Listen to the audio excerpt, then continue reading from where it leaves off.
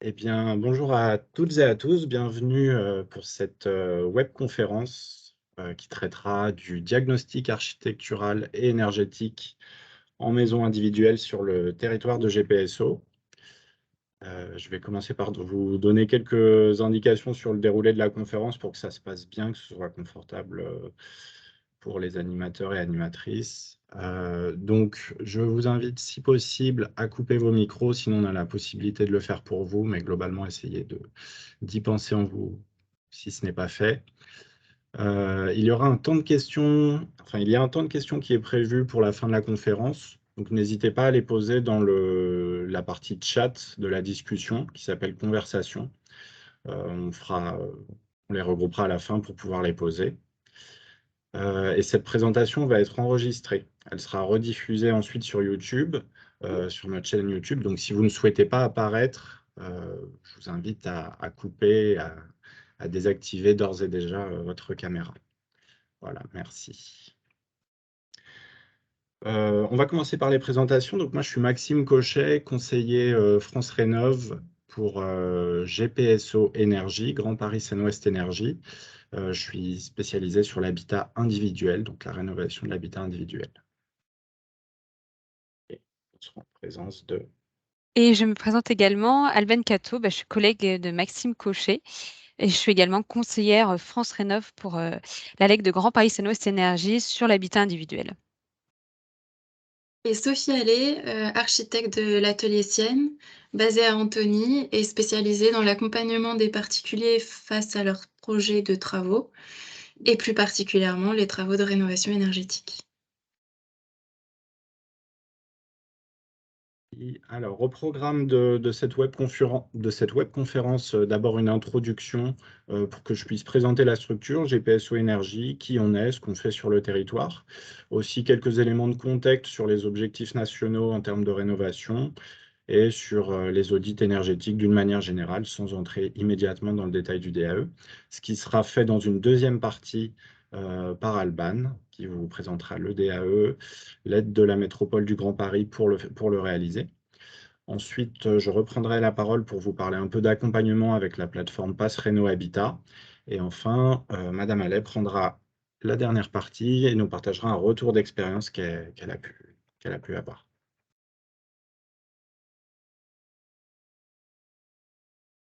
Donc, GPSO Énergie, je veux bien que tu mettes le slide suivant, s'il te plaît, Alban.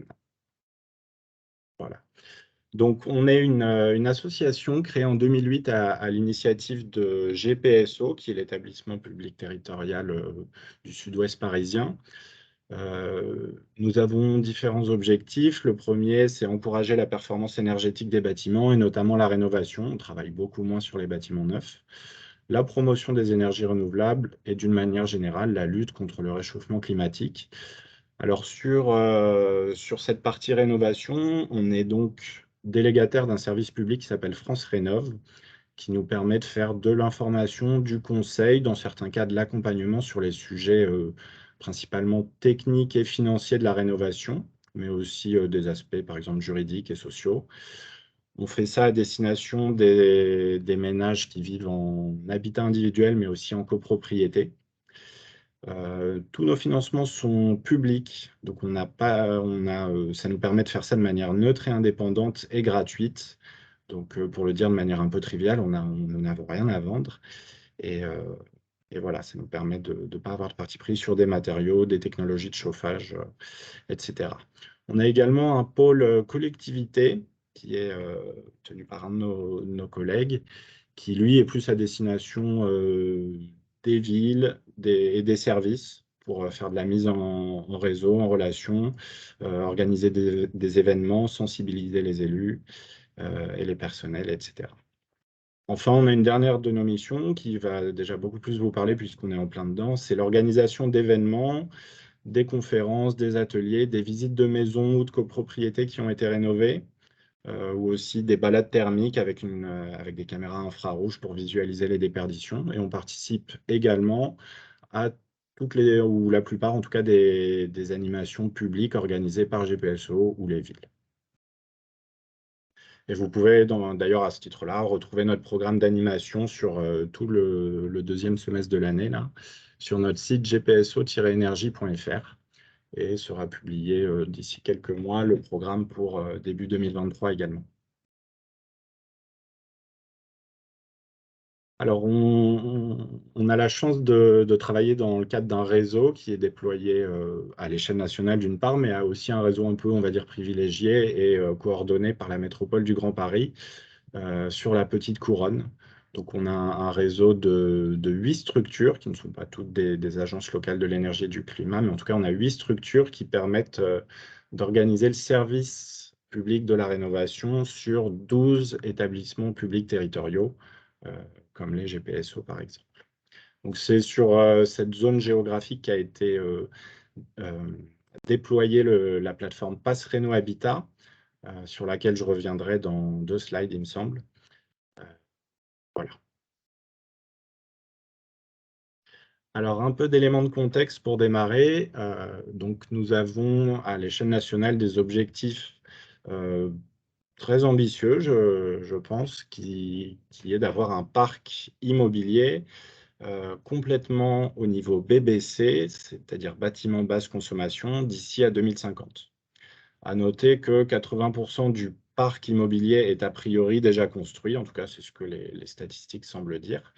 Donc, étant donné que 80% des bâtiments de 2050 sont déjà construits, la priorité pour avoir un parc immobilier BBC, c'est de rénover le parc existant pour en réduire les consommations, améliorer le confort, diminuer les factures, également s'adapter aux évolutions climatiques, puisqu'on a pu le vivre cet été, voilà, c'est également un élément important. Il n'y a pas juste la diminution des factures qui va être important.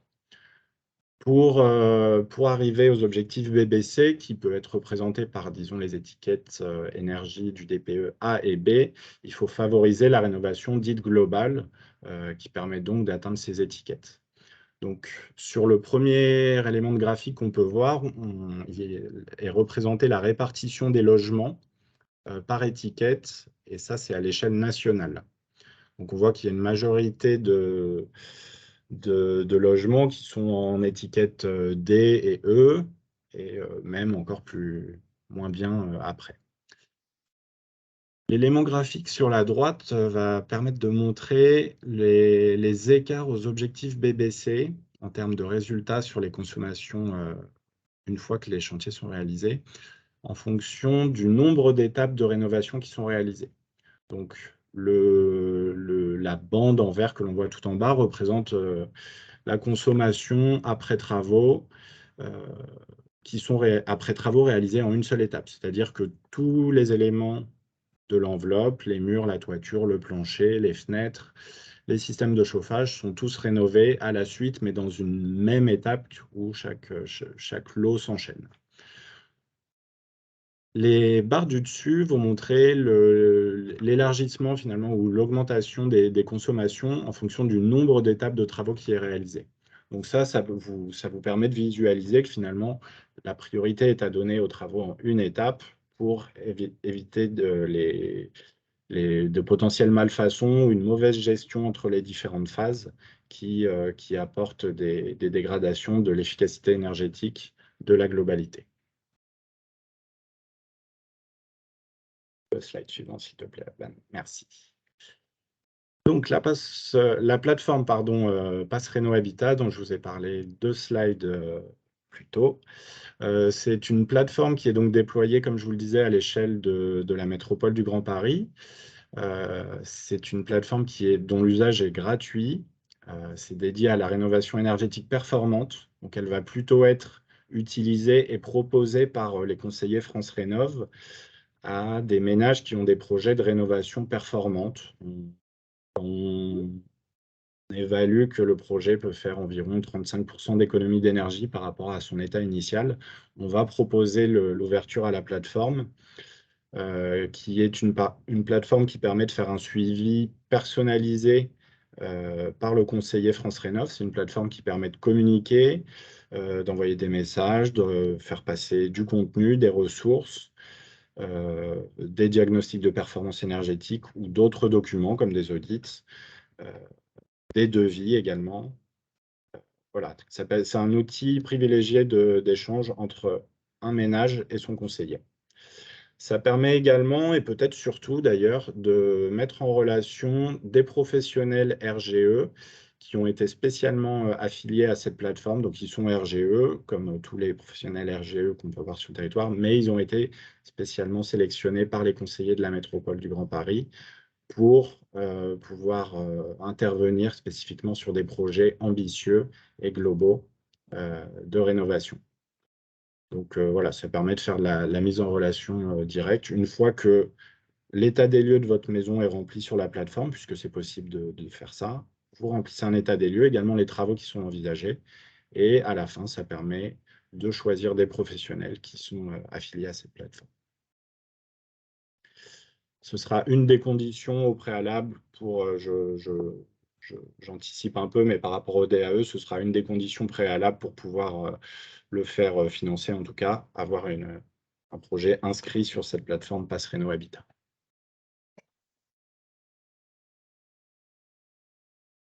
Alors, puisque la conférence du jour est sur le DAE, c'est quelque chose qui peut être apparenté à un audit, mais qui va apporter quelque chose de plus. Je laisserai Alban vous présenter cette partie-là. Moi, je vais vous parler pour le moment de la partie initiale de l'audit. Qu'est-ce que c'est? Ça fait déjà plus longtemps que ça existe. Qu'est-ce que c'est et à quoi ça sert? Alors, globalement, les audits énergétiques, ils sont réalisés par des thermiciens ou des architectes qui ont suivi une formation pour les faire. Ce sont des prestations intellectuelles qui permettent d'une part de présenter un état des lieux du logement, c'est-à-dire quels sont les éléments qui constituent son enveloppe et ses systèmes de chauffage. Donc ça va, comme un diagnostic de performance énergétique pourrait le faire, ça permet de faire un état des lieux initial. L'audit énergétique, il va se démarquer du DPE par le fait qu'il présente différents scénarios de rénovation. Chacun de ces scénarios de rénovation est chiffré en termes d'investissement, mais également en termes de gains énergétiques associés au scénario. Et donc, gains énergétiques en kilowattheure, mais également en euros sur des factures. Donc, c'est un formidable outil d'aide à la décision, savoir quelles actions prioriser quand on se lance dans un projet de rénovation énergétique que l'on veut ambitieux. C'est une prestation qui peut être financée par les aides nationales MaPrimeRénov'. Donc, en fonction de votre catégorie de revenus, vous pouvez avoir une aide qui va de 500 € pour les plus modestes à 300 € pour les foyers qui sont dits intermédiaires en termes de ressources. J'ai mis ensuite en bas du slide un petit tableau qui permet de faire un comparatif entre différentes prestations qui sont souvent confondues. Donc l'audit MaPrimeRénov', C2E et Éco-PTZ tout en bas. L'audit énergétique réglementaire qui est aussi appelé l'audit passoire au milieu. Et j'y ai fait figurer le DPE qui n'est pas à proprement parler un audit, mais qui, quelque part, a quelques points communs avec les audits. Donc, d'une manière générale, on voit que seul le DPE est obligatoire pour le moment dans le cadre d'une vente. En revanche, à partir d'avril 2023, l'audit réglementaire sera nécessaire pour les logements qui sont classés F et G par le DPE, puis 2025 et 2034 pour des logements classés E et D. Seul le DPE est obligatoire pour les locations. À noter qu'à partir de janvier 2023, les étiquettes G seront interdites à la location et ensuite 2028 et 2034 pour les F et E. Pour ce qui est demande d'aide, actuellement, les demandes d'aide pour la rénovation globale par MaPrimeRénov' ou les certificats d'économie d'énergie, il y a uniquement l'audit MaPrimeRénov' qui est obligatoire. Et enfin, en termes de contenu, les audits énergétiques et réglementaires et MaPrimeRénov' vont avoir à peu près le même contenu, à quelques nuances près sur le type de scénario qu'on peut y trouver.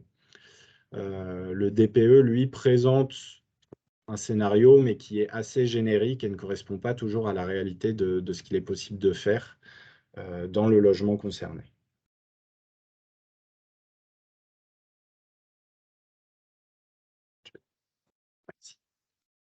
Donc voilà, quelques éléments qui apparaissent généralement dans les audits, des caractéristiques d'éléments d'enveloppe, par exemple, donc une caractérisation des fenêtres ou des murs, si on reste sur l'enveloppe, et également une caractérisation des éléments techniques comme la ventilation, le chauffage. Voilà, là c'est présenté avec des petits smileys qui sont du plus au moins contents. Ce n'est pas toujours le cas, mais voilà, c'est une manière de présenter l'état des lieux sur des éléments bien précis d'enveloppe. Vient ensuite généralement dans un audit une présentation de la répartition des déperditions. Est-ce que 50% passe par les murs ou la toiture, ou est-ce que c'est plutôt la ventilation? Donc voilà, le schéma qui est en dessous, là, avec les maisons, les différentes parties de maisons colorées, permet de caractériser ça. Il y a également l'étiquette énergie, comme elle pourrait apparaître dans un DPE qui est présenté, et une étiquette gaz à effet de serre. Je vais peut-être juste nuancer ce que je viens de dire. Maintenant, dans le DPE, ça apparaît plus sous cette forme-là. Ça apparaît sous la forme d'une seule étiquette, ce qui n'est pas encore le cas pour les audits, mais ça devrait arriver. Ensuite, donc, comme je vous l'ai dit, il y a une partie qui est plutôt orientée scénario de travaux, avec une description de la totalité des travaux ou d'une phase de travaux, si ça présente des travaux par étape. Donc voilà, le contenu, par exemple, en étape 1, aménagement du garage, isolation des combles et suppression de la chaudière, qui permet de passer de l'étiquette D à C. Et un audit, c'est là où ça va être plus intéressant que le DPE à mon sens, c'est que chacun des travaux qui sont préconisés va être détaillé de manière un peu plus précise, avec par exemple des éléments sur les modes de pause, des normes à respecter, des résistances à respecter, etc. Donc le coût est également présenté en bas, comme je vous le disais.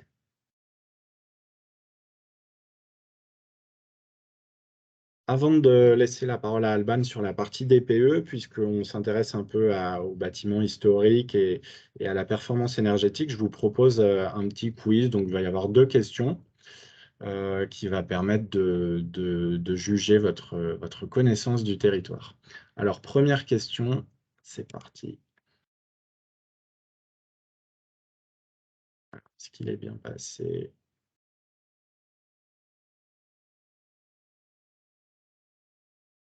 Voilà. Et il arrive, oui. Donc, quelle est la période de construction la plus représentée sur le territoire de GPSO? Avant 1948, entre 1949 et 1974, entre 1975 et 1999, ou après 2000.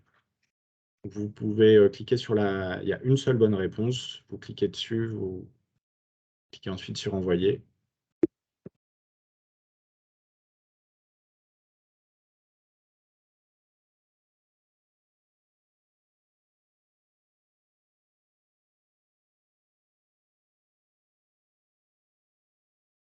Alors, est-ce que tout le monde l'a bien reçu? Je ne vois pas de réponse pour le moment. Il y a 7 réponses pour l'instant. Ah, ok. C'est juste que j'ai pas. On n'a pas reçu. Et vous pouvez trouver les questions aussi dans la conversation.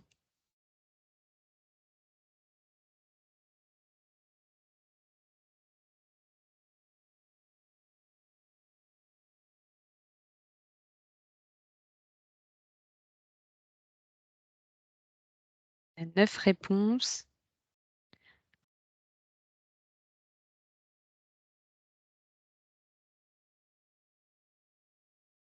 « 11 réponses. Alban, on a perdu ton PowerPoint. Là. Ah, je vais le remettre. Je crois que quelqu'un partage. Ah, mais...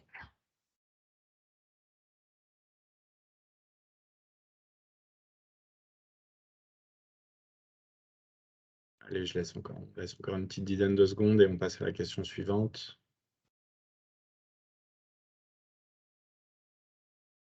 Pour l'instant, c'est entre 1949 et 1974 qu'il remporte, suivi de entre 1975 et 1999. Et alors, la question suivante, on aura les deux réponses pour les 2 questions en même temps. Et donc, la question suivante, d'après vous, quelle est l'étiquette énergie du DPE qui est la plus représentée pour les logements de GPSO? Donc, ça va de A à G. Et pareil, on laisse quelques dizaines de secondes pour que vous puissiez répondre.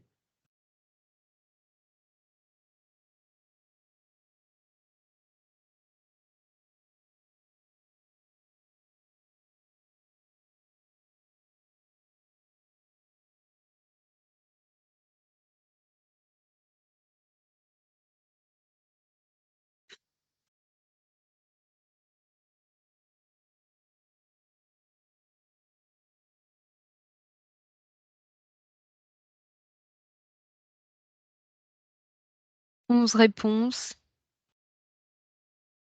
Je te avec un laisse. maximum pour la catégorie E, suivi de la catégorie D. Je révèle les réponses. Allez, c'est parti. Alors, pour la première question, c'était la réponse B, du coup, entre 1949 et 1974, qui est la plus représentée sur le territoire de GPSO, avec ensuite les logements les plus anciens qui datent d'avant 1948. Ensuite, pour la deuxième question, c'était la réponse D qui était la bonne, avec 30% des logements qui sont donc dans cette catégorie D, et vient ensuite la catégorie E, avec 25%. Voilà, donc si vous avez la curiosité, vous pouvez également visualiser tous les résultats par ville. Je ne vais pas détailler tout ça maintenant. Et juste pour donner un peu d'informations, toutes ces données vous pouvez les consulter de manière publique, c'est sur le site de GPSO. Si vous recherchez l'Observatoire de l'habitat de 2020. Voilà, je te laisse la parole, Alban, pour ta partie des... Eh bien, merci bien, Maxime. Alors, je vais arriver sur le DAE. L'idée de ce DAE, c'est un diagnostic architectural et énergétique qui vient d'être mis en place au niveau de la métropole du Grand Paris. Il vient d'être mis en place avant l'été et là, nous en sommes à réaliser les premiers diagnostics. Du coup, on est aux prémices voilà, de ce diagnostic. Dans quel cadre il intervient? Vous pouvez en solliciter si vous êtes propriétaire occupant d'une maison individuelle en résidence principale. Voilà, l'idée de ce diagnostic, ça a été vraiment de le penser pour des maisons qui avaient une particularité architecturale ou des besoins un peu plus spécifiques pour lesquels l'audit réglementaire voilà, pouvait être un peu limité et qui avaient la nécessité d'aller un peu plus au-delà. Le logement doit être construit au moins depuis au moins 15 ans. C'est la spécificité puisqu'on va plutôt travailler sur des maisons anciennes avec des spécificités architecturales. Il sera ouvert aussi, alors dans des cas bien spécifiques, pour les monopropriétés qui ont au maximum 4 lots ou alors des copropriétés qui des fois sont dans des anciennes maisons, voilà, pour un maximum de 4 lots. Et l'idée, c'est qu'il y ait au moins 75% de ces lots qui soient en habitation principale. Voilà, mais sinon, il est vraiment dédié à la maison individuelle. Il y a d'autres dispositifs qui existent pour les copropriétés. Qui le réalise? Alors, il peut être réalisé soit par un architecte, inscrit à l'ordre des architectes, qui en plus a la qualification spécifique pour réaliser l'audit énergétique réglementaire. C'est-à-dire qu'avec ce DAE, vous aurez également un audit réglementaire, mais avec une dimension aussi architecturale. Il peut également être réalisé par des binômes architectes et auditeurs, parce qu'on a plusieurs architectes voilà, qui travaillent sur des maisons individuelles, mais qui ne sont pas forcément à l'aise sur la partie thermique et qui ne veulent pas forcément voilà, avoir la certification pour réaliser des audits énergétiques et du coup qui s'appuient d'auditeurs qui, eux, sont également assez intéressés pour travailler avec des architectes et qui travaillent, voilà, qui font déjà des audits réglementaires sur des rénovations globales. On est en train, voilà, on constitue cet annuaire de professionnels que vous retrouverez sur la plateforme PassRéno Habitat. Un peu pour présenter le contenu du coup de ce diagnostic. L'idée de ce diagnostic, il se découpe en 3 parties que Sophie Allais détaillera encore, enfin le rendra plus concret. Avec une première partie voilà, sur des généralités sur votre logement, sur l'identité du bâtiment, ses caractéristiques principales, sa construction, son année de construction, le type d'occupation aussi qui peut être envisagé. Des fois, quand on acquiert un logement, voilà, il y a à repenser aussi l'occupation avec des données énergétiques et aussi des systèmes, de tout ce qui est système de chauffage. Ça, c'est une partie voilà, générale que vous trouverez. Ensuite, une deuxième partie qui là, va être la partie diagnostic avec 2 diagnostics différents. L'état des lieux architecturaux qui sera du coup réalisé par l'architecte et également l'audit réglementaire qui sera plutôt réalisé par le bureau d'études. Et une troisième partie qui va être la partie scénario avec 3 scénarios que je vous détaillerai tout de suite après. Pour un petit focus sur ce diagnostic architectural, l'idée, c'est vraiment d'avoir un état des lieux architectural du logement en prenant en compte son histoire, comment il a été construit et peut-être les évolutions qu'il a subies, sa typologie de matériaux, quel matériau est construit le logement et ses usages. Comment on y vit? Est-ce qu'on repense aussi les espaces? Est-ce qu'il y a des projets d'extension ou pas? Est-ce qu'on réaménage des chambres au sous-sol? Qu'est-ce que cela peut induire? Enfin voilà, tous ces aspects-là, couplés à aussi un état des lieux plutôt technique du logement sur aussi la structure de l'enveloppe, toutes les revêtements qu'il y a pu avoir sur les surfaces. On a pas mal de maisons anciennes où, il y a eu des fois des enduits mis, des ciments mis et qui des fois ont un peu dégradé le logement et voilà, c'est refaire le point sur ce que compose ce logement et aussi étudier les pathologies visibles du logement. Vraiment le but de ce diagnostic, ça va être de détailler les dégradations et les pathologies visibles pour ensuite influencer et orienter les scénarios de travaux énergétiques qui vont être faits avec l'auditeur, avec la partie thermique. Et c'est en cela qu'il va un peu plus loin que l'audit réglementaire, enfin, c'est qui va influencer l'audit réglementaire.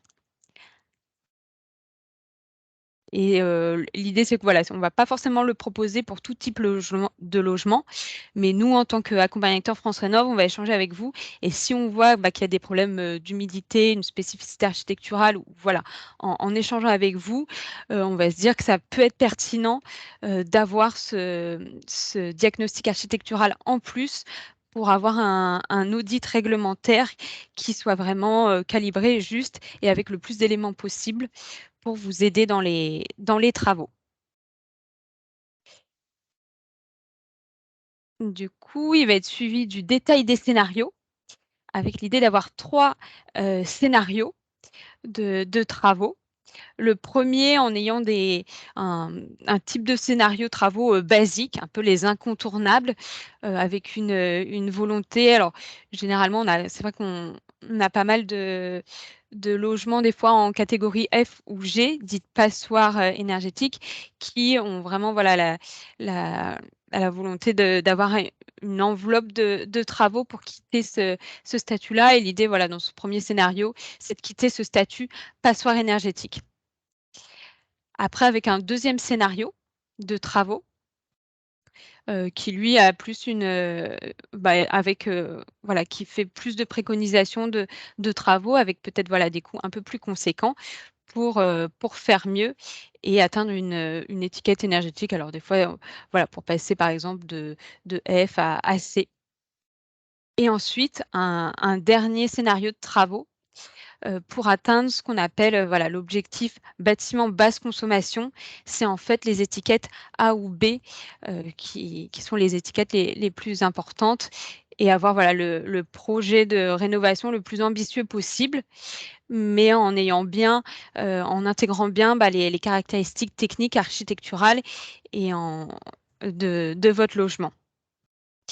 Le but de ces scénarios, c'est dans ces 3 scénarios, avoir un peu un état des consommations annuelles d'énergie que vous aurez, et également avoir voilà, un nouveau classement énergétique et une estimation des gains énergétiques que vous allez faire par travaux, avec un détail également des coûts des travaux que ça peut représenter et un détail des travaux. Comme ce qu'on retrouve en fait de ce qu'on retrouve dans l'audit énergétique, mais en étant inspiré et influencé par le diagnostic architectural.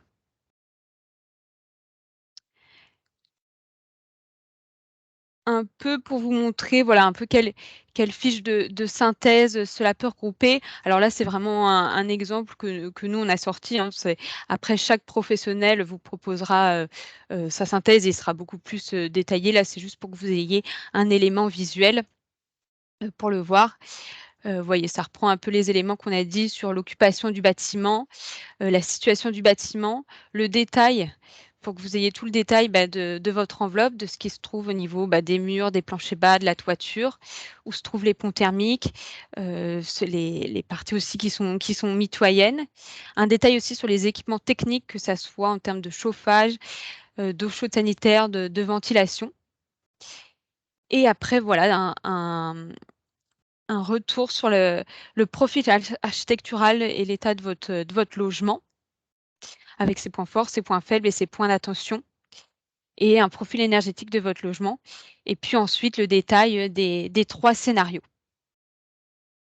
qui vous permet à la fin d'avoir un audit réglementaire, mais en plus, voilà, un diagnostic architectural. On rentrera encore plus dans le détail avec Sophie Allais pour que ce soit plus visuel. Pour ce diagnostic architectural et énergétique, il est vraiment propre à la métropole du Grand Paris, et pour ce faire, il y a aussi une subvention qui est allouée, que je vais vous présenter.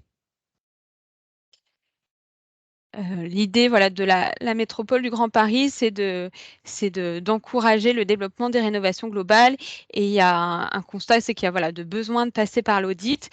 Et on a beaucoup notamment de maisons sur Grand Paris Seine-Ouest Énergie qui ont, voilà, par exemple, on a beaucoup de meulières qui ont des spécificités architecturales. On est aussi sur un territoire qui est souvent soumis à l'avis de l'architecte bâtiment de France, et c'est pour cela que, voilà, qu'en amont, on essaye d'avoir un audit qui calque le mieux. Sur l'aide du coup de la métropole du Grand Paris, il y a une aide maintenant qui est disponible, qui est à hauteur de 1 000 € pour financer pour vous permettre de financer ce diagnostic architectural et énergétique. L'aide est un peu plus conséquente dans le cadre des monopropriétés et des copropriétés, parce que voilà, ça peut être des diagnostics qui nécessitent beaucoup plus de temps. Une précision sur cette aide, elle est cumulable avec les autres aides nationales, notamment une aide de MaPrimeRénov' qui existe, qui est soumise à conditions de revenus, mais qui peut être par exemple de 300 € pour les catégories intermédiaires, pour financer un audit énergétique. Cependant, voilà, l'aide de la métropole du Grand Paris n'est pas cumulable avec le programme Habiter mieux, qui est un programme spécifique de l'ANA, notamment pour les catégories plus modestes. Mais ça, nous, voilà, conseiller France Rénov', on vous accompagnera sur ça, sur détailler le dispositif d'aide. En plus de cette aide pour réaliser le DAE, il y a également une autre aide qui va porter sur la maîtrise d'œuvre. Généralement, dans des projets de rénovation globale, les particuliers aiment bien être accompagnés voilà, d'un maître d'œuvre, notamment par exemple d'un architecte, pour concevoir et réaliser les travaux et chapeauter tous ces travaux. Du coup, pour cela, il y a une subvention de 2 000 € pour les maisons individuelles, et qui est un peu plus conséquente pour les monopropriétés et pour les copropriétés.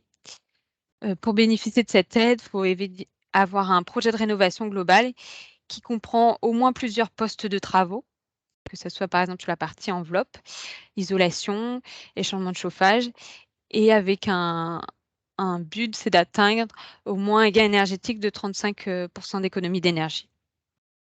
Voilà, et les 2 aides sont cumulables, bien évidemment. Comment vous pouvez les obtenir? Il y a plusieurs critères à respecter. C'est d'une part, voilà, d'être inscrit sur Pass Réno Habitat et suivi par un conseiller France Rénov qui voilà, nous vous permettra de vous accompagner et de juger la pertinence de faire ce diagnostic architectural et énergétique. Ensuite, il y a un formulaire de demande à remplir avec des pièces justificatives. Nous, on vous l'enverra et puis vous le complétez et vous nous le remettez. Comme ça, on fait l'instruction préalable et ensuite on l'envoie à la métropole du Grand Paris.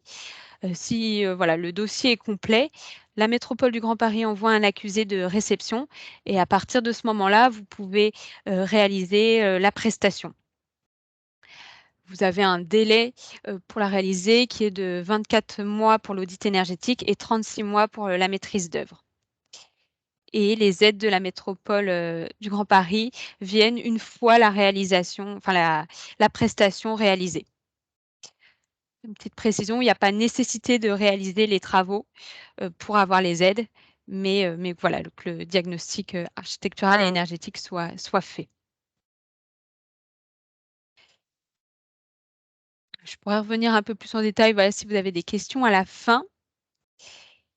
Et peut-être pour repréciser, voilà, le parcours de rénovation et notre accompagnement. Oui. Alors du coup, je reprends la parole. Merci Alban.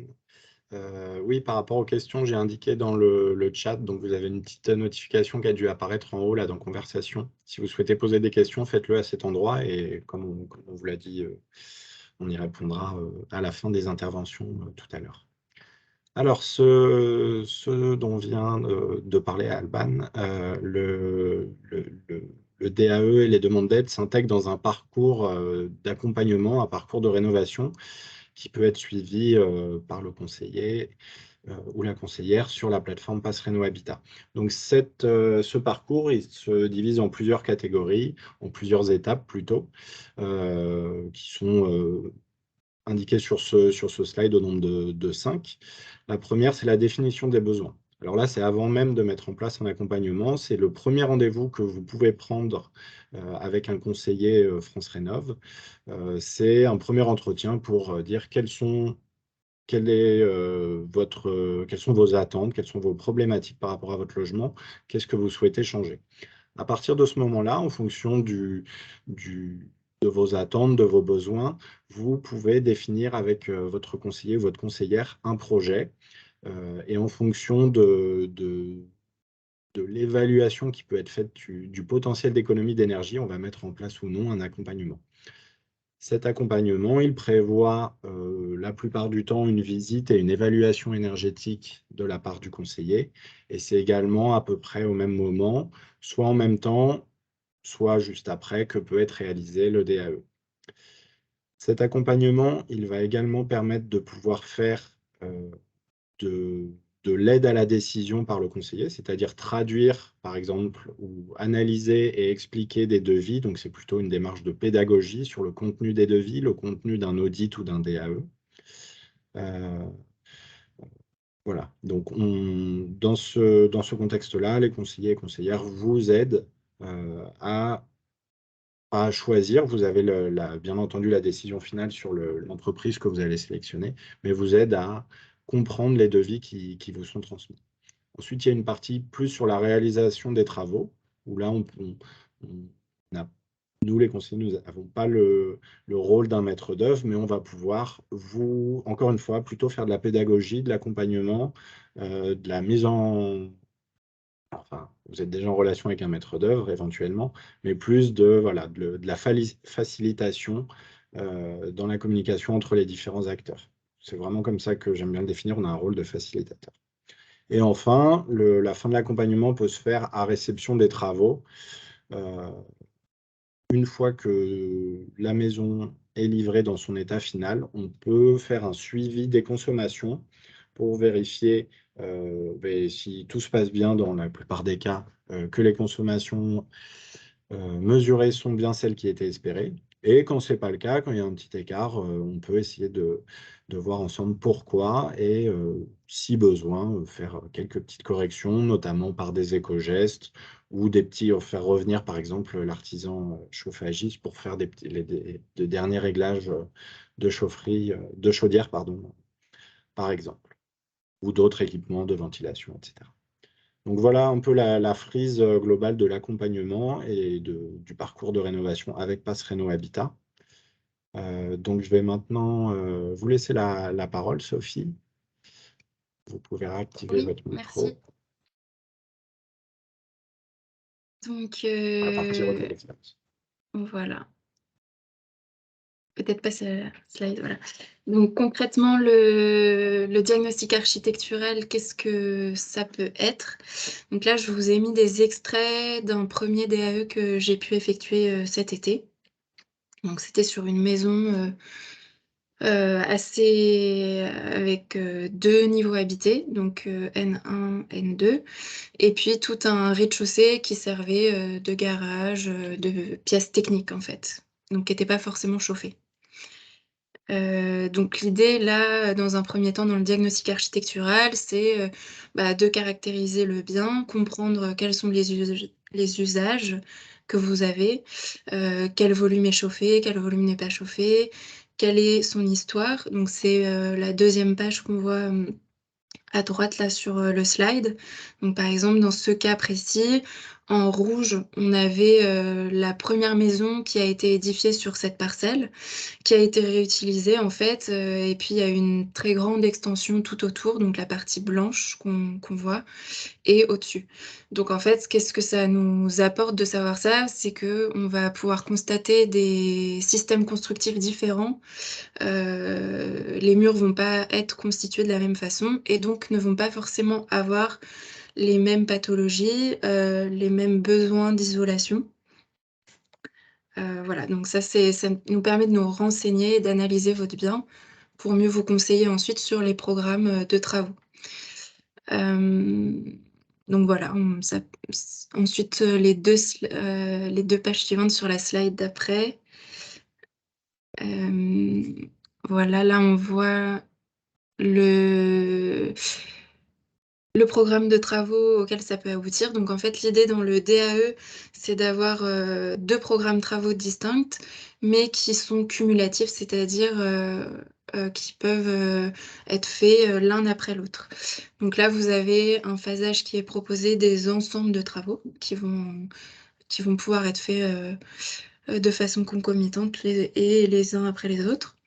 Et ensuite, la deuxième page qu'on voit sur le slide, c'est un extrait du programme travaux qui est détaillé. Donc, aussi bien avec les travaux de rénovation énergétique que ceux qui sont non liés à la thermique, mais qui sont nécessaires de par la situation présente. Donc là, dans l'exemple concrètement, il y avait l'idée de gagner de la surface habitable pour pouvoir financer une partie des travaux. Donc il y a aussi toute cette partie de surélévation qui a été intégrée dans les programmes travaux, parce que c'était la demande spécifique des habitants. Voilà. Donc après, l'idée, voilà, c'est d'avoir des programmes travaux qui sont très adaptés à votre situation, aussi bien à ce que vous envisagez comme financement, comme occupation, comme transformation du bien, pas forcément que sur les aspects énergétiques, et de coupler la rénovation énergétique avec ces besoins-là. Après, on peut avoir aussi des sujets liés, donc là par exemple aux façades en pierre, qui sont quand même assez courantes sur le territoire, les pierres meulières, mais aussi d'autres types de pierres, et qui vont être souvent sujettes à des remontées capillaires. Donc remontée capillaire, c'est quand l'humidité du sol passe dans les murs avant de pouvoir s'évaporer sur l'extérieur du mur. Et donc ça, si cette humidité ne peut pas s'évaporer, ce qui peut être le cas, par exemple là, la première photo, on voit que les joints entre les pierres ont été enduits avec un ciment du coup plutôt imperméable. Et donc ce ciment va stopper l'évaporation et l'humidité reste bloquée dans le joint. Et donc ça peut créer à terme des pathologies, notamment des fissures, les pierres qui vont s'effriter, qui vont être un peu moins porteuses. Et donc ça, c'est des choses qu'il faut réussir à résoudre avant d'isoler. Et de plus, pour isoler sur ce type de mur, il va falloir réfléchir à ne pas créer des nouvelles pathologies et donc à savoir, comment on va réussir à évacuer cette humidité dans le cas de remontées capillaires ou alors à supprimer les remontées capillaires. Mais donc voilà, il y a vraiment toute une technicité à apporter, voilà, suivant en tout cas dans ce cas des façades en pierre. Ensuite, on peut avoir aussi des cas avec un aspect patrimonial très important.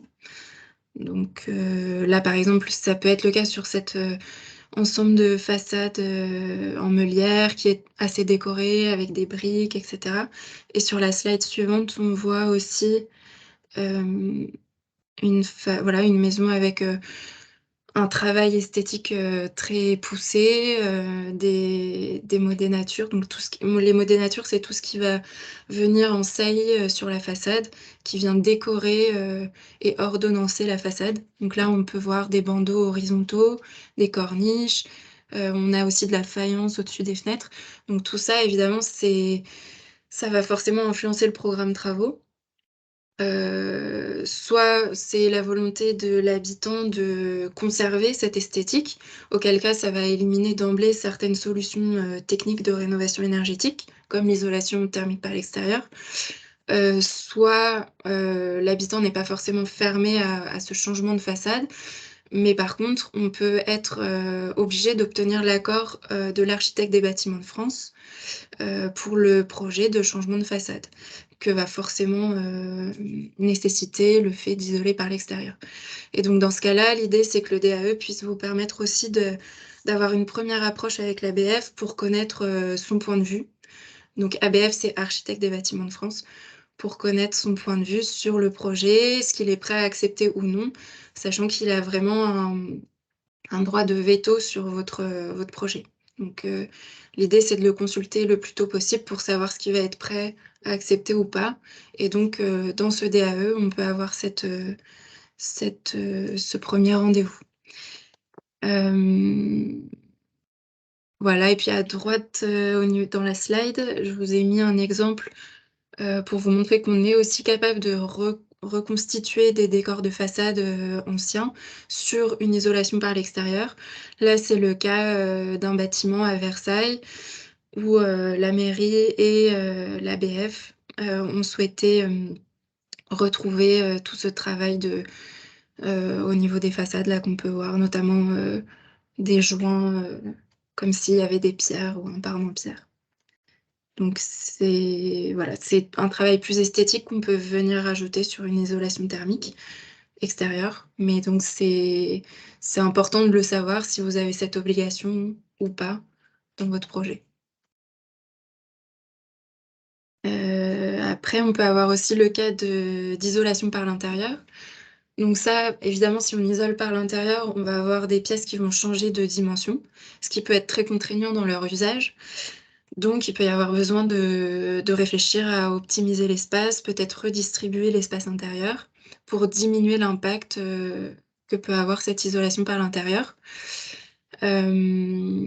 Aussi, donc, quand on isole par l'intérieur, ça va créer souvent des ponts thermiques. Donc, c'est le petit schéma qu'on a en bas à droite sur la slide. On voit donc la surface verticale, ça représente un mur. Et horizontal, c'est un plancher qui viendrait se connecter dans le mur. Donc le côté extérieur du mur est représenté en bleu foncé et le côté intérieur en rouge.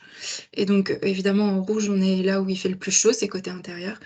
Et extérieur, on a moins 4 degrés là dans cette hypothèse.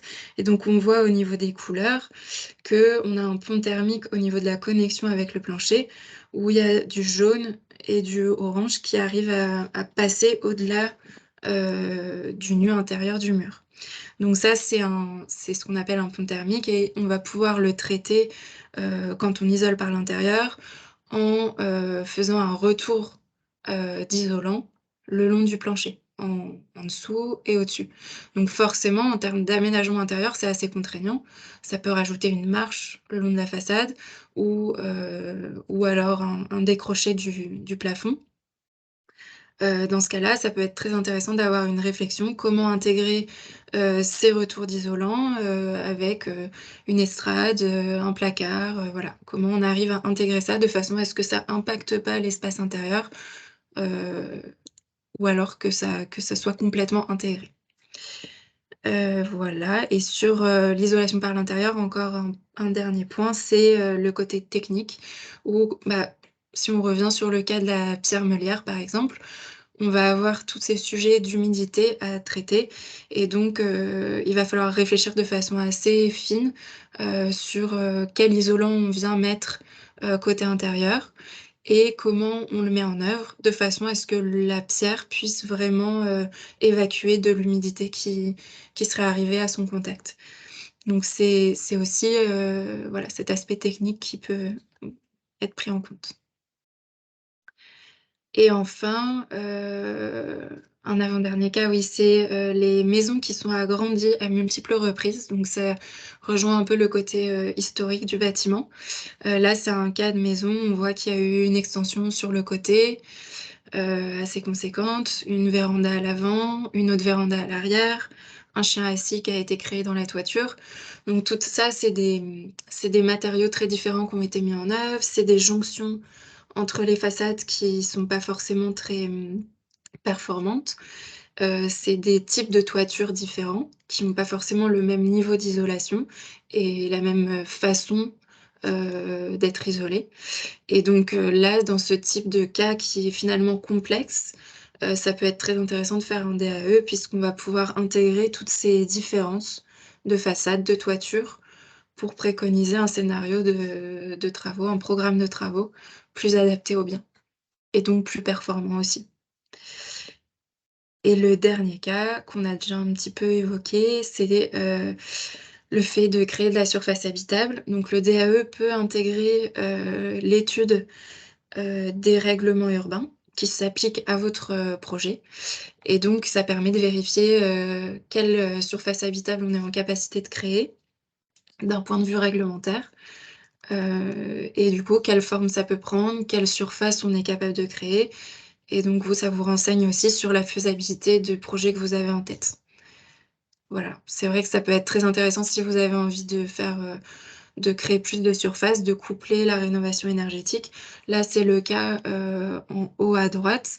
Donc on c'est la maison existante a un toit, à double pente, assez classique et les combles ne sont pas du tout utilisables parce que la charpente empêche d'avoir une hauteur sous plafond suffisante et donc là, on a pu voir dans le règlement qu'on avait l'autorisation de modifier légèrement la forme de la toiture de façon à créer cette surface habitable et dans le même temps, l'idée, bah, en créant cette nouvelle toiture, c'est de venir créer une toiture très performante, au niveau énergétique et donc, aussi de faire des économies d'énergie. Voilà.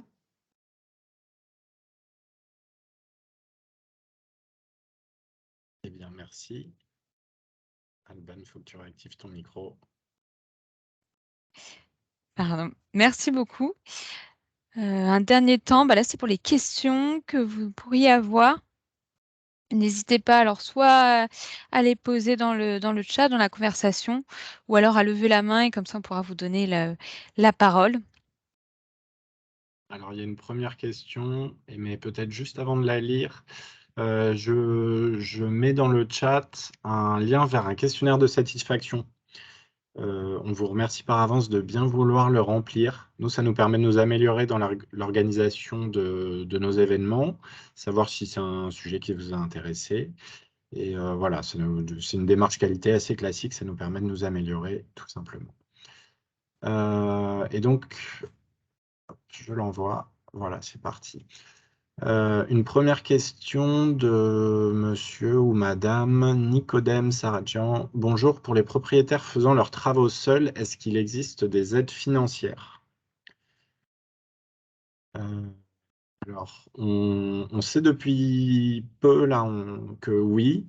Maintenant, c'est soumis à certaines conditions à certaines conditions, notamment de revenus. Alors, je crois pas me tromper en disant que c'est réservé aux ménages à revenus très modestes et modestes, puisque cette possibilité a été ouverte par l'ANA dans le cadre de dispositifs relevant de l'économie sociale et solidaire. Donc, plutôt oui pour les ménages aux revenus très modestes et modestes, à condition d'être accompagnés par un organisme qui est habilité pour vous accompagner. Alors, c'est par exemple l'association des compagnons bâtisseurs, mais il y en a d'autres que je n'ai plus en tête. Et aussi, ce n'est pas possible pour tous les travaux. Ce sont plutôt sur des travaux qui sont, on va dire, accessibles, en tout cas au sens de l'ANA. Donc, par exemple, de l'isolation par l'intérieur. Voilà. Bien conseillé par un organisme compétent. C'est quelque chose qu'on peut faire soi-même. Mais voilà, toutes les conditions doivent bien être réunies. Et comme pour toute demande d'aide, ça doit être fait en respectant certains critères techniques, par exemple de résistance. Et aussi, la demande d'aide doit être faite avant le démarrage du chantier et validée par l'ANA avant le démarrage du chantier.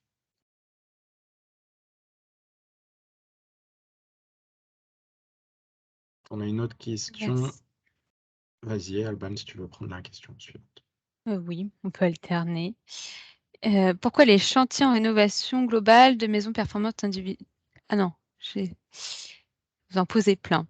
La suivante. Est-il possible pour la maîtrise d'œuvre d'obtenir une avance sur les aides avant la réalisation de la prestation de l'architecte?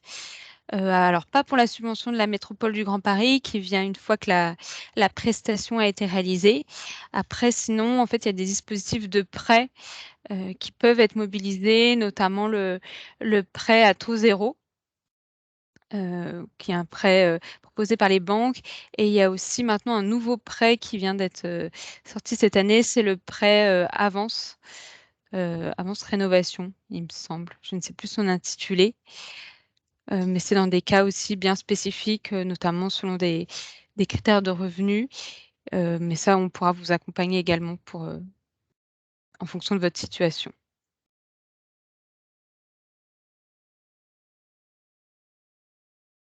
Alors, question suivante.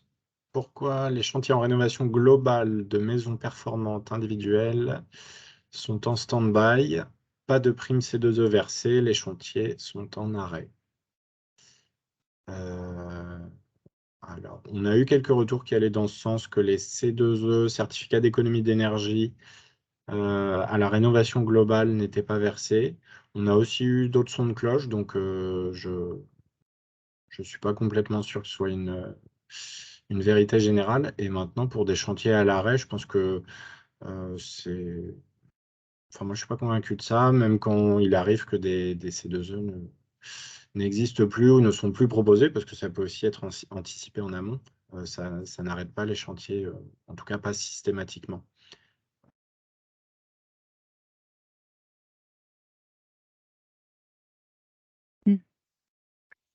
Et alors, si 36 mois sont laissés pour réaliser la maîtrise d'œuvre, cela signifie-t-il qu'en pratique, tous les travaux doivent être finis au plus dans les 36 mois? Oui, oui, ça doit être ça. Et en plus, vous avez aussi des délais pour le réaliser, notamment pour les aides, que ce soit MaPrimeRénov', et vous avez aussi des délais pour les réaliser.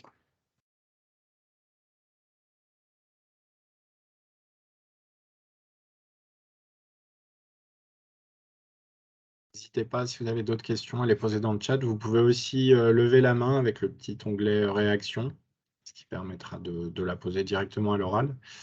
Et en attendant, je vous reprécise la nécessité, ou en tout cas notre demande, s'il vous plaît, de bien vouloir remplir le questionnaire de satisfaction.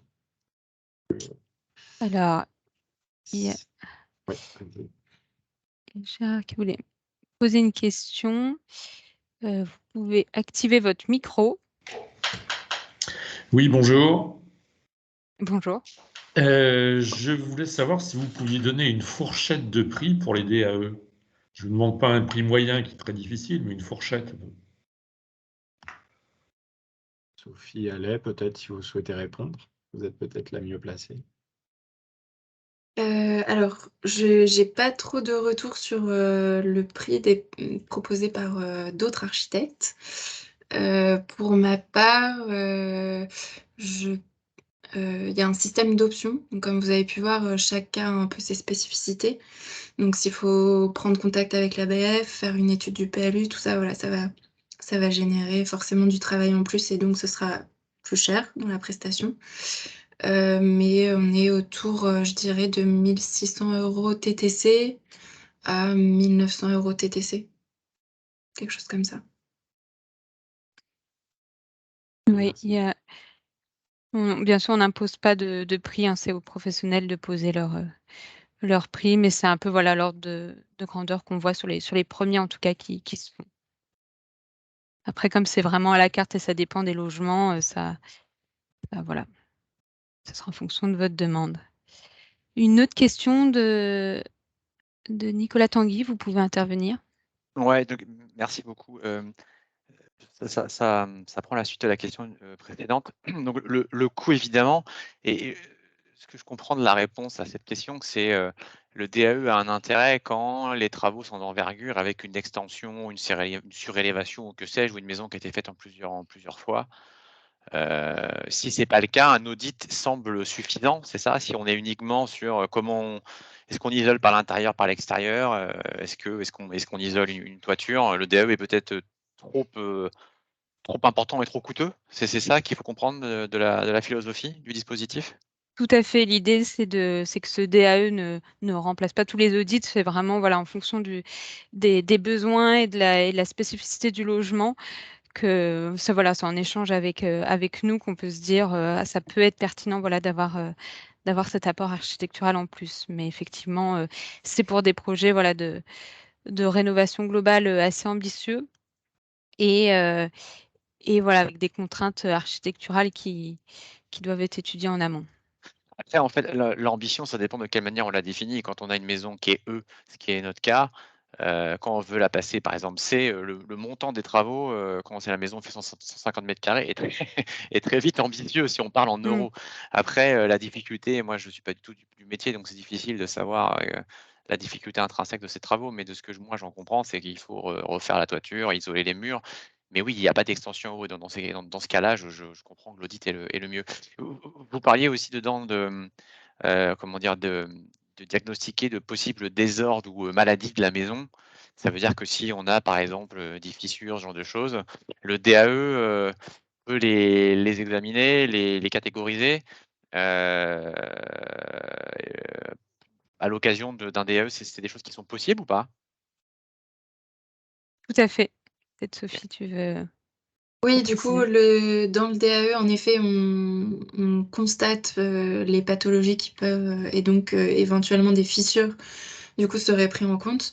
Ouais. Elles sont pas forcément, enfin, ça dépend ce que vous entendez par catégoriser, mais en tout cas, elles sont prises en compte dans le projet de rénovation énergétique.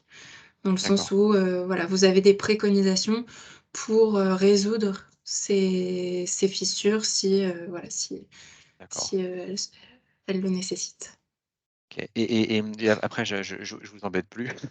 Le Bah le non, mais c'est fait le pour. le coût d'un audit versus le DAE, c'est à peu près alors pareil des fourchettes de prix, j'imagine que c'est difficile d'avoir quelque chose de très établi, mais Tu veux répondre, Maxime? Alors, bah, c'est comme pour tout à l'heure, c'est peut-être une fourchette qui peut être donnée. Alors, moi, pour ce que j'ai vu de moins cher sur le territoire, sur une maison individuelle qui était assez classique pour un audit, hein, pas un ouais, DAE. tout à fait. Le moins cher que j'ai vu, c'était 500 €. Alors, je ne l'ai jamais revu ensuite, c'est la seule fois que je l'ai vu, mais voilà, j'ai déjà vu un devis à 500 €. Et sinon, moi, je dis souvent entre 700 et 1000. Donc là, à la fin, la différence de prix, elle est quoi? Elle est de 700-800 €? Un Fi audit et fi un DAE? Ouais, tout à l'heure on parlait de 1 500, là on parle de 800. C'est c'est vraiment délicat de répondre, monsieur. Enfin, je vais pas Non mais dire, parce que c'est pas scientifique, hein, mais c'est quand oui, vraiment de voilà, en ordre de grandeur, c'est peut-être à peu près ça. Après, pour un DAE comme pour un audit, il peut y avoir des spécificités. Ça va pas du tout être le même montant pour une maison qui a une trentaine de fenêtres qui ont toutes des tailles différentes et Ouais. des décrochés un peu partout d'enveloppes. Voilà. Ouais, Ouais. ok. Mais oui, en ordre de grandeur, c'est peut-être à peu près ça. Et si on nette le coût des aides, finalement, le DAE devient très compétitif, quoi. Je comprends bien. Oui, tout à fait. Ouais, d'accord, ok. Ok, super, bah, merci beaucoup, j'arrête de monopoliser la parole. Non, pas de problème. Je rajouterais juste, encore une fois, pour rajouter par rapport à ce que disait Alban tout à l'heure, c'est l'aide de la MGP, et en plus de ça, ça peut être cumulé avec ma prime rénov, donc oui, en plus de ça. L'audit peut être financé par ma prime rénov et le DAE aussi, donc voilà, dans le meilleur des cas, on a 1300 € financés, soit par la MGP, soit et par l'ANA pour faire l'audit. Ok, merci. Merci beaucoup.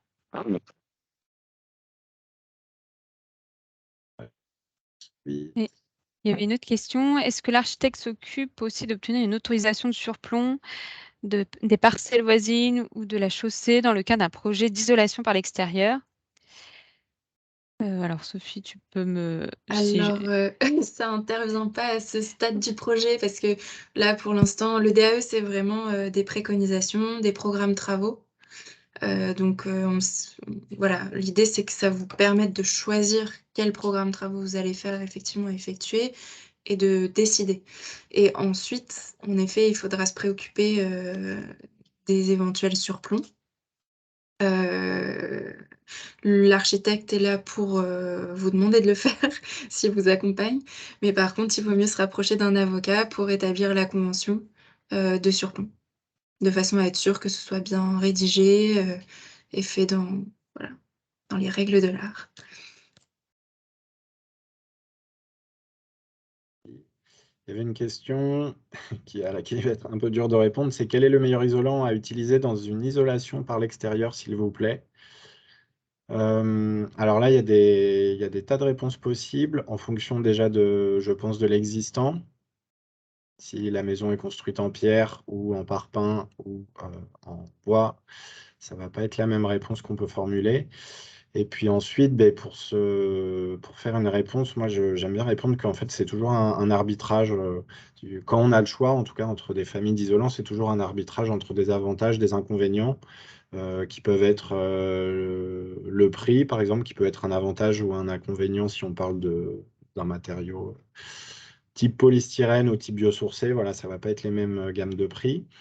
Et on peut aussi, ça dépend aussi des sensibilités, par exemple, si on a une sensibilité environnementale forte et qu'on préfère les matériaux biosourcés, c'est sûr que ça va peser dans la balance. Si on fait ça uniquement pour la partie utilisation du bâtiment, réduction du besoin de chauffage, un isolant issu de la filière biosourcée isole, je fais un abus de langage, mais aussi bien qu'un autre type d'isolant. Donc voilà, c'est vraiment toujours arbitrage entre des avantages, des inconvénients et votre propre sensibilité aux différents sujets environnementaux. Une autre question, est-ce que le conseiller France Rénov peut se déplacer chez les particuliers? Alors oui, c'est possible, mais dans des cas bien spécifiques. On se déplace pour des projets de rénovation globale qui visent au moins un gain énergétique, voilà, de 35 %. C'est en fait, voilà, en fonction des échanges qu'on a et de votre projet, où on juge la pertinence, voilà, de se déplacer. Ce sera possible, pourquoi pas éventuellement qu'on se déplace, en même temps que les visites pour le DAE, pour que nous, voilà, on est bien en tête de votre projet et puis on puisse, voilà, vous conseiller tout au long de votre projet. Aussi pour ces visites, comme je dis, on ne le fait pas systématique et on fait signer une charte d'engagement, voilà, c'est un engagement tacite entre nous pour, vous engager à nous répondre et à ce qu'on puisse suivre votre projet et avec, voilà, une ambition de viser des travaux, performants, quoi.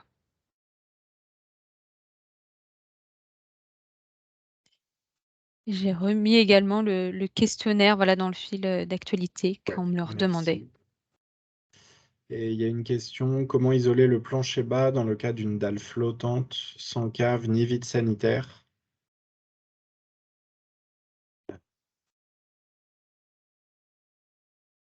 A priori, si je comprends bien la question, ça passe dans la majeure partie des cas par la destruction de la dalle quand elle est sur terre-plein, pour pouvoir ensuite recreuser en dessous, éventuellement faire un hérisson ventilé qui permet d'améliorer le côté humidité de cette paroi, enfin de cette future paroi. Donc voilà, destruction pour pouvoir faire un hérisson ensuite isolé avant de recouler une dalle. Donc ça permet de placer l'isolation du côté extérieur du plancher. Ensuite, il y a des cas où c'est préféré par-dessus, donc isolé par-dessus la dalle, mais là, ça implique un certain nombre de contraintes, notamment au niveau des seuils de porte, éventuellement même de la hauteur sous plafond brut, quoi. Si on a déjà un plafond qui est assez bas, on ne va pas pouvoir mettre autant d'isolant que si on a 3 mètres de hauteur sous plafond. Donc, voilà, il y a toujours différentes solutions, mais il faut arbitrer entre les coûts, les avantages, les inconvénients, etc. Sophie, si vous voulez rajouter peut-être un élément de réponse. Non, ça paraît complet.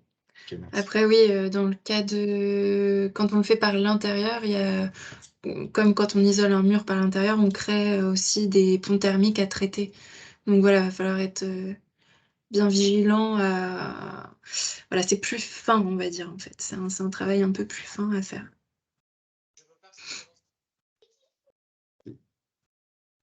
Il y avait une question, 35% d'économies s'obtiennent avec quel type de travaux quand on part d'un classement E ou D? Alors ça, nous, on peut le voir en faisant une étude thermique pour voilà, estimer un peu les gains énergétiques, mais c'est vraiment l'idée, c'est de faire un premier point avec vous sur la situation de votre logement, voilà, et les travaux qui pourraient être envisagés. Et là, on peut voilà, estimer un peu le gain énergétique qui pourrait être visé et le potentiel de votre projet, quoi. Et il y avait une autre question, alors là, qui m'a bien fait rire. Combien êtes-vous de conseillers à GPSO? Pour l'instant, alors ça varie pas mal, on recrute. Du coup, voilà, si vous avez des compétences en rénovation énergétique, n'hésitez pas à voir nos offres. Mais là, nous sommes actuellement autour de 5, que ça soit conseillé sur la maison individuelle et sur les copropriétés. Donc on est Et 3 sur l'habitat individuel, 2 personnes sur la copropriété, et c'est plutôt le pôle copropriété qui recrute. Et on a aussi des conseillers habitat de GPSO également pour les particuliers à revenus modestes, pour aussi voilà, étudier toutes les aides, notamment avec l'ANA.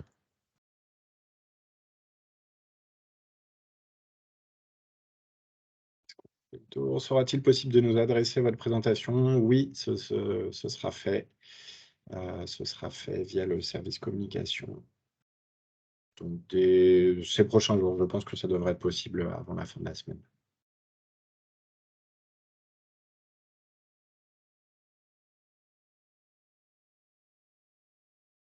Est-ce qu'on en reste là pour les questions?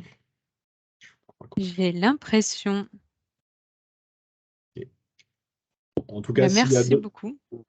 d'autres questions supplémentaires, n'hésitez pas à prendre rendez-vous avec l'un ou l'une de nos conseillers et conseillères via le guichet unique de la rénovation que vous pouvez retrouver sur seine-ouest-rénov.fr. Voilà. Merci beaucoup pour votre présence, votre participation. Merci Sophie pour votre participation qui Merci, avec enrichit plaisir. les échanges. Et puis, n'hésitez pas à aller jeter un œil à notre programme d'animation du second semestre. Il y a encore des tas d'événements, de conférences, des balades thermographiques sur le territoire qui auront lieu. Donc, restez informés et on se retrouvera très prochainement. À bientôt, au revoir. Au revoir. Au revoir.